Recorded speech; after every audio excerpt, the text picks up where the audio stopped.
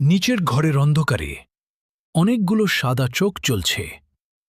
রাহুলের হাত থেকে মোবাইল প্রায় পড়ে যাচ্ছিল। তার পাশে দাঁড়িয়ে থাকা কালো ছায়াটাও এবার চুপ। হঠাৎ টেবিলের ওপর রাখা দাদুর ডায়েরিটা নিজে নিজেই খুলে গেল। ফটফট ফটফট একটা পাতায় এসে থেমে গেল।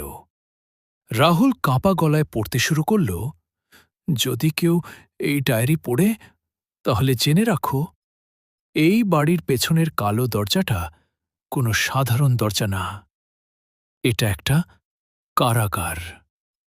ওপাশে যারা আছে তারা মানুষ না, তারা ছায়া, অন্ধকার, আর তারারা মানুষের শরীর দখল করতে পারে। তাই আমি তাদের বন্দি করে রেখেছিলাম। রাহুল থেমে গেল, তার হাত কাঁপছে। সে আবার পড়তে শুরু করল, যদি দরজা খুলে যায় তাহলে ৩টা জিনিস লাগবে। ১. লোহার চাবি। ২. নিচের ঘরের চিহ্নের মধ্যে দাঁড়াতে হবে। আর ৩.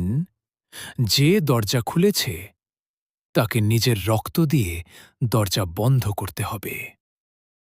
রাহুল ধীরে বলল, মানে দরজা আমি খুলেছি? ছায়াটা উত্তর দিল, হ্যাঁ, তোমাকেই এটা শেষ করতে হবে। হঠাৎ ঝান ঝান